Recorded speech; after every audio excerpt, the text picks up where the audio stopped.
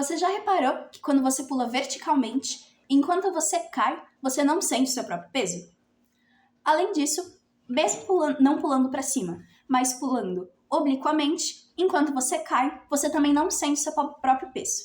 Você pode sempre ir aumentando o ângulo que você pula obliquamente ou a velocidade. E existe uma velocidade alta o suficiente onde você vai cada vez caindo mais longe. Só que, como a Terra é redonda, existe uma velocidade onde, quando você cai, tem a curvatura da Terra. E quando você vai cair no outro, tem a curvatura, e você entra assim num estado de sempre cair, que o Newton chama de órbita. Por isso que nas imagens das pessoas na ISS, apesar de ter gravidade, porque em todo lugar tem gravidade, e a ISS está relativamente perto da Terra, apesar de ter gravidade, as pessoas flutuam, porque elas entram em órbita, entrando assim, portanto, nesse estado de sempre cair. Oi, meu nome é Ana, esse é o Astros e Gatos, e o vídeo de hoje é sobre os fundamentos da mecânica celeste. Astros e Gatos! Antes dos fundamentos da mecânica celeste, é necessário primeiro mostrar os fundamentos da mecânica, porque a mecânica celeste é um sub-ramo da mecânica. O primeiro deles é o trabalho. O trabalho de AB, igual está escrito aqui, é a energia necessária para levar um objeto do ponto A ao ponto B. Na escola, a gente aprende trabalho como força média vezes a distância percorrida. E, trazendo essa mesma ideia, esse mesmo conceito, para uma aplicação com cálculo, a gente chega que o trabalho de A até B é igual à integral definida, ou seja, a integral de A até B da força multiplicado por dr, ou seja, integrado em dr. Além disso, um teorema muito importante é o do trabalho energia cinética. Ele diz que o trabalho resultante sofrido pelo corpo, ou seja, a soma de todos os trabalhos, é igual à variação da energia cinética. A energia cinética é dada pela fórmula conhecida, m vezes v ao quadrado sobre 2, e, além da energia cinética, existe outra energia mecânica muito conhecida, que é a energia potencial. Toda energia potencial vem, como a palavra diz, de um potencial de realizar trabalho. Ou seja, a energia potencial tem a ver com a energia interna do sistema, ou seja, com as forças internas ao sistema. E, relacionando com o trabalho, ΔU, ou seja, a energia potencial em B menos a energia potencial em A, é igual a menos o trabalho de A a B. Além disso, existem dois tipos de força com relação à energia mecânica, ou seja, a energia mecânica é a soma da potencial com a cinética. O primeiro tipo de força é a força conservativa. A força conservativa, como por exemplo a força gravitacional, é a força cujo trabalho não depende da trajetória. Ou seja, se eu tenho dois pontos com relação ao potencial gravitacional, o trabalho que eu tenho para levar daqui a aqui é o mesmo trabalho que eu tenho fazendo esse mesmo caminho. Porque nas forças conservativas, o que importa é o ponto final e o ponto inicial. O outro tipo de força são as forças não conservativas, também chamadas de forças dissipativas. Essas forças dissipam energia mecânica. Assim, uma dessas forças conhecidíssimas, por exemplo, é o atrito. Porque se eu tenho em cima de uma superfície atrito, faz diferença se eu ando um caminho maior ou um caminho menor no trabalho final do atrito. Assim, a gente tem um teorema equivalente ao que ΔU é igual a menos trabalho de A a B para as forças não conservativas, que é que o trabalho das forças não conservativas é igual à variação na energia mecânica no sistema. Não se usa muito essa ideia da força não conservativa na astronomia, mas é muito importante saber que a força gravitacional, que é a principal força que se lida na mecânica celeste, é uma força conservativa. Ou seja, ela não depende da trajetória para realizar um determinado trabalho. Falando sobre forças, a gente aprende no ensino médio a segunda lei de Newton, que é que diz que a força é igual a massa vezes a aceleração, tanto escalar quanto vetorial.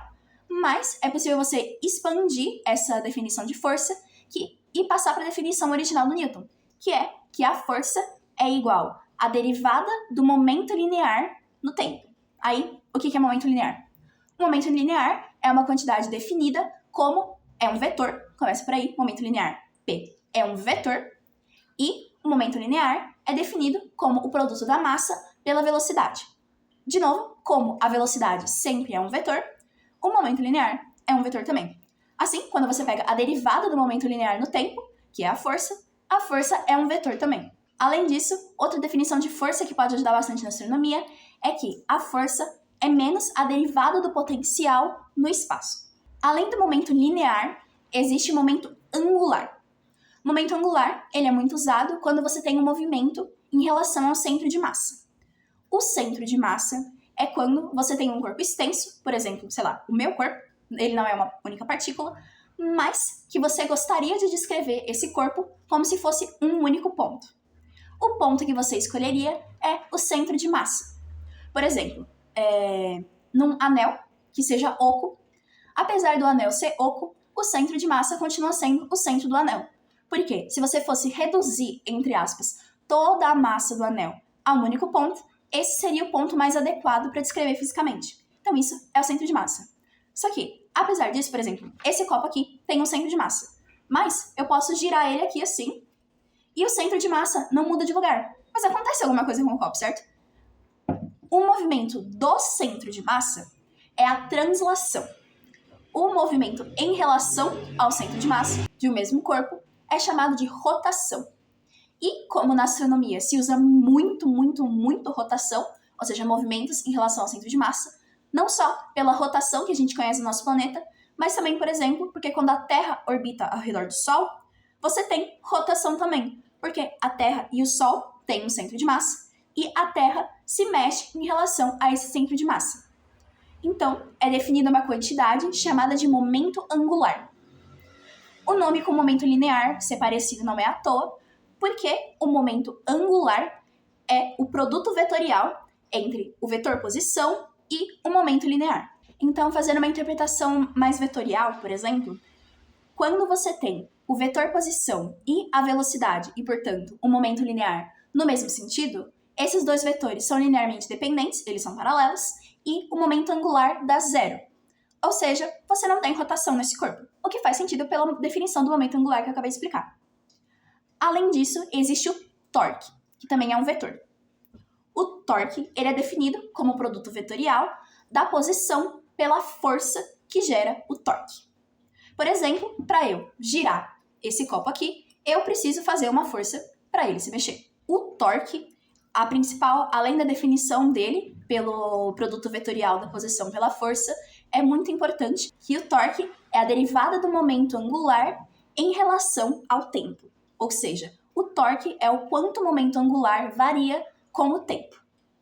Se você tem uma força que é paralela ao vetor posição, como a força gravitacional, por exemplo, porque se você tem o Sol aqui e a Terra aqui, o vetor posição ele aponta para lá e a força aponta para cá, ou seja, eles são paralelos. O torque, ou seja, o produto vetorial de dois vetores paralelos é zero, portanto, o torque é igual a zero. E lembrando, o torque é a derivada do momento angular no tempo, e assim como essa derivada do momento angular no tempo é zero, o momento angular não varia, ou seja, o momento angular se conserva. E essa é uma das principais coisas da astronomia, a conservação do momento angular. Com a conservação do momento angular, a gente pode concluir que a órbita é plana. Com justamente a soma dessas duas conclusões, que a órbita é plana e que o momento angular se conserva, a gente pode manipular matematicamente as expressões e obter que a órbita é uma cônica. Eu falei um pouco mais de cônicas no vídeo sobre leis de Kepler, mas aqui eu vou aprofundar um pouco mais. Aí, rapidinho, antes de eu explicar cônicas, lugar geométrico é o conjunto dos pontos que tem uma mesma propriedade. A elipse é o lugar geométrico dos pontos que a soma da distância aos focos é uma constante, que é 2 vezes o semi-eixo maior. Se o corpo faz uma trajetória elíptica, ele faz mais ou menos assim. E você pode perceber que eu consigo começar e terminar no mesmo lugar. Isso porque a órbita elíptica, e portanto a circular também, sempre lembrando, são órbitas chamadas de órbitas fechadas. Como elas são órbitas fechadas, é meio que instantâneo assim a gente assumir que a influência do potencial gravitacional é muito grande nelas. E justamente, os corpos que fazem uma trajetória elíptica são os que têm energia mecânica negativa, porque o componente do potencial gravitacional é maior do que o componente da energia cinética. E, além disso, na órbita elíptica, o semi-eixo maior é positivo. Já a parábola é o lugar geométrico dos pontos que tem a mesma distância entre o foco e uma reta geratriz que se assume. A parábola é justamente o caso limítrofe. Por quê? Quando os dois focos de uma elipse convergem, ela é um círculo, certo? Quanto mais você separa esses focos, mais excêntrica, ou seja, mais achatada, essa elipse fica. Você sempre pode, mantendo um foco fixo, por exemplo, você pode ir afastando o outro e quanto mais longe ele fica, mais excêntrica, ou seja, mais achatada, essa elipse fica.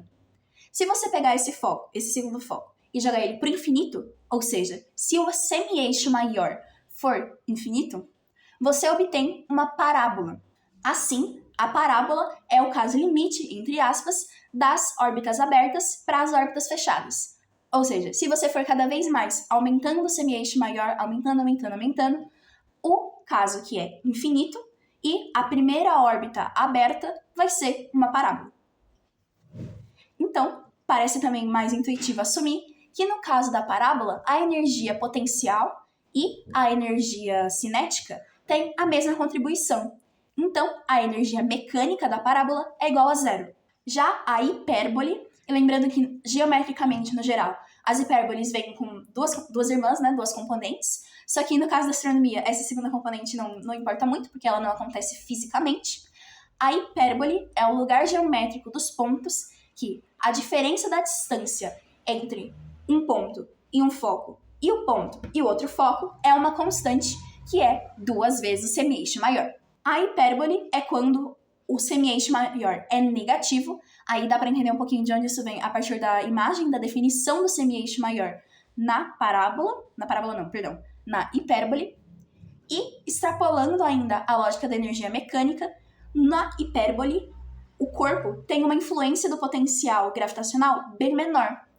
Assim, você tem uma componente cinética maior e a energia mecânica é positiva. Todas essas cônicas têm equações paramétricas, ou seja, se você pegar elas e colocar num plano, você vai ter as equações, que nem a equação da elipse, que é famosa e tal. O que importa muito na astronomia são as equações em coordenadas polares. As coordenadas polares, elas te dão 2 informações. Eu acho que eu já até expliquei um pouquinho de coordenadas polares quando eu fui explicar coordenadas esféricas.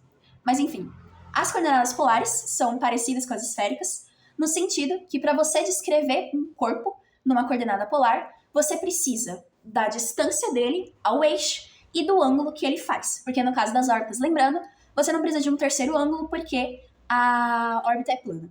Se o ângulo e a iluminação estiverem levemente diferentes, é porque eu tive que parar de gravar o vídeo e continuar depois. Ambas, a elipse, a parábola e a hipérbole, podem ser então representadas com o uso de coordenadas polares. A elipse pode ser representada por essas coordenadas aqui, a parábola por essa, e percebe que é justamente a mesma equação, só que com o A colapsado para o infinito. E a hipérbole pode ser dada por essa equação. E de novo, perceba que é a equação da elipse, só que o A é negativo. A primeira base da mecânica celeste são as leis de Kepler. E eu falei justamente do momento angular, porque o momento angular é uma ferramenta poderosíssima. Conservando o momento angular, a gente pode provar a primeira lei de Kepler, que é a lei das órbitas, que diz justamente que a órbita é uma elipse e, especificamente, uma cônica, especificamente não, de uma maneira mais geral, uma cônica. A segunda lei de Kepler, que é a lei das áreas, que é a gente provar usando o momento angular até chegar nessa equação aqui, que mostra que a velocidade areolar, ou seja, dA dt, é uma constante, que depende só do sistema. E a terceira lei de Kepler também pode ser provada conservando o momento angular, ou seja, que p ao quadrado, sendo p o período de translação ao quadrado, sobre o semi-eixo maior ao cubo é igual a uma constante. E se você coloca junto algumas ideias do Newton, você descobre que essa constante, que depende do sistema, é igual a 4π² dividido pela constante gravitacional g vezes a massa do corpo orbitado. A gente aprende no ensino médio que o módulo da força gravitacional é igual à constante gravitacional vezes o produto das duas massas dividido pela distância entre elas ao quadrado. Trazendo isso para a notação vetorial, você tem o mesmo vetor, a única diferença é que a força gravitacional vetorial é igual a menos esse módulo R chapéu, sendo R chapéu o versor, ou seja, um vetor de tamanho 1 que te diz para onde é. Com essa expressão vetorial para força, a gente consegue então encontrar uma expressão para o potencial gravitacional a uma distância R. Assim, usando o teorema do trabalho, a gente chega que ΔU é menos o trabalho da força gravitacional, que é a integral da força pelo deslocamento. Assim, ΔU, ou seja, o U no ponto que a gente quer, menos 1 de comparação, que a gente geralmente coloca no infinito, tal que o U do infinito, ou seja, o potencial gravitacional no infinito, seria igual a zero. O que faz sentido, porque no infinito a força gravitacional é igual a zero também. Assim, o potencial é zero. Desse jeito, potencial gravitacional a uma distância r é igual a menos a constante gravitacional vezes o produto das massas dividido por r. Com essa expressão para potencial gravitacional, a gente pode, então, encontrar uma expressão para energia mecânica da órbita. Usando a conservação do momento angular no periélio, ou seja, a gente usa o periélio por quê? Porque o raio do periélio é um raio fácil de escrever, entre aspas. O raio do periélio é o CMH maior vezes 1 menos a excentricidade. E a gente pode usar esse raio notável, entre aspas, conservando o momento angular, ou seja, a quantidade raio vezes velocidade vezes massa é conservada. A gente pode isolar a velocidade num ponto aleatório e, assim, colocar na expressão para energia mecânica e chegar na energia mecânica, nesse caso aqui, para a órbita elíptica é igual a menos, porque lembrando, ela é negativa, menos a constante gravitacional vezes o produto das massas, dividido por 2 vezes o semi-eixo maior. Para o caso extrapolado, justamente, a gente encontra esse semi-eixo maior no infinito. Assim, a gente faz mais ou menos 1 sobre infinito e encontra que a energia mecânica, igual eu falei anteriormente, na parábola é igual a zero. Já na hipérbole, a substituição é a mesma, a única diferença é que aí a energia mecânica fica positiva. Ou seja, a energia mecânica na parábola é igual à constante gravitacional vezes o produto das massas, dividido por 2 vezes o semi-eixo maior. E ela é positiva. Igualando a expressão que a gente já conhece para a energia mecânica, ou seja, mv² sobre 2 menos g mzinho dividido por r, com a expressão que a gente encontrou, que é menos g mzinho dividido por 2a, a gente pode encontrar a chamada equação vis-viva, que ela é a equação que descreve a velocidade do corpo orbitado em função do raio. Assim, isolando a velocidade, a gente encontra que a velocidade ao quadrado é igual à constante gravitacional vezes a massa do corpo orbitado vezes 2 sobre o raio menos 1 sobre o semi-eixo maior. E nisso a gente encontra uma outra relação da segunda lei de Kepler, que é que quanto maior o raio, ou seja, quanto mais distante o corpo orbitado está, menor a velocidade. E o contrário também. Quanto menor o raio, ou seja, mais perto do corpo orbitado, maior a velocidade. Para a órbita circular, a única diferença é que, no caso da órbita circular, o raio é igual ao semi-eixo maior. Então, a velocidade para a órbita circular é igual a raiz de g vezes a massa do corpo orbitado sobre o raio. Já no caso da parábola, como o semi-eixo maior da parábola, o a, é infinito, a gente acaba fazendo de novo 1 sobre infinito, que vai dar zero. Assim, a equação se reduz para a chamada velocidade de escape. A parábola é a órbita limítrofe entre a órbita fechada, ou seja, que se você deixar, ela continua rodando, e a órbita aberta, que ela só vem, passa perto e vai embora.